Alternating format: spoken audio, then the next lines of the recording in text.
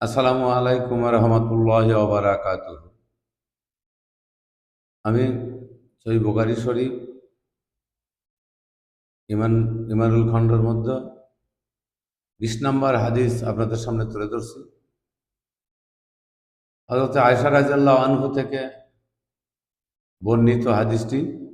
তিনি বলেন, আল্লাহ রাসূল সাল্লাল্লাহু আলাইহি সাল্লাম সাহাবীদের যখন কোনো কাজের নির্দেশ দিতেন, তাদের সামর্থ্য অনুযায়ী দিতেন। একবার তারা বললেন, হে আল্লাহ রাসূল, আমরা তো আপনার মতো নই। আল্লাহ তাআলা আপনার পূর্ববর্তী এবং পরবর্তী সকল গুনাহ ক্ষমা করে দিয়েছে। তা শুনে তিনি রাগ করলেন, এমনকি তার চেহারার আগের চিহ্ন ফুটে উঠল। অতঃপর তিনি বললেন, তোমাদের চেয়ে আমি আল্লাহকে অধিক ভয় করি ও ভালো জানি। তাহলে এখান থেকে আমরা বুঝতে পারি, এই হাদিস থেকে আমরা যেটুকু বুঝতে পারলাম যে প্রকৃতপক্ষে আল্লাহ যে কথাটা কোরআনে বলেছে, হাক্কা তুকাতি ওয়ালা তামুতুন্না, তোমরা আমাকে ভয় করো ভয়ের মতো ভয়। প্রকৃতপক্ষে যদি আল্লাহকে আমরা ভয় করি, তাহলে কোরআন এবং হাদিস সম্মিলিতভাবেই আমাদের যে পরিমাণ আল্লাহকে ভয় করতে হবে আমরা তা করি না। কারণ আল্লাহকে ভয় করলে আপনাকে এই পরিমাণে ভয় করতে হবে যে আপনার পৃথিবীর কোনো কিছুই আপনার কাছে বড় হতে পারে না, ভয়ের কোনো কারণ হতে পারে না একমাত্র আল্লাহ ছাড়া।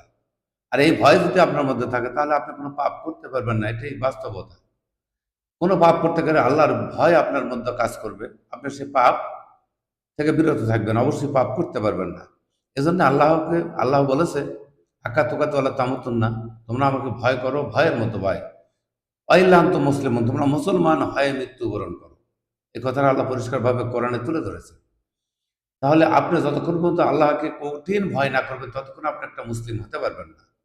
এবং আপনি আল্লাহকে ভয় করলে দুনিয়াতে কোনো পাপের কাজ করতেই পারবেন না। কারণ আপনার সমস্ত ধ্যান ধারণা, ধ্যান জ্ঞান যা কিছু সমস্ত হবে পরকালমুখী, এবং পরকালের চিন্তায় আপনি সর্বাধিক ব্যস্ত থাকবেন। তাহলে পরকালের চিন্তা যদি আপনার মধ্যে বেশি বেশি থাকে, মৃত্যুর চিন্তা যদি আপনি বেশি করেন, তাহলে তো আপনি কোনো সময় আপনি পাপের কাজে যেতে পারবেন না। তাহলে আপনার পাপ করে কি করব? কারণ আমাদের তো আসল জায়গা পরকাল। সেখানে আজীবন যেখানে থাকতে হবে সেই জায়গারই চিন্তা আমাদের করা উচিত। এটা হলো বুদ্ধিমান লোকের কাজ। তাই আসুন আমরা আল্লাহর রাস্তায় সময় দিই এবং আল্লাহর আনুগত্য করি, আল্লাহর রাসূলের আনুগত্য করি। আল্লাহ রাসূলের প্রতি যতক্ষণ আপনি আনুগত্য না করবেন, আপনার কোনো ইবাদত আল্লাহ গ্রহণ করবে না। তাই আল্লাহকে ভয় করতে হবে, রাসূলের আনুগত্য করতে হবে, আল্লাহর আনুগত্য করতে হবে। এইগুলি আমাদের খুবই জরুরি।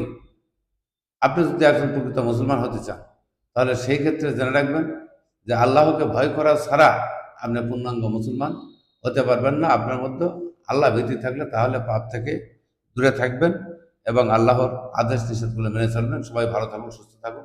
আসসালামু আলাইকুম রহমতুল্লাহ বারাকাতুহু।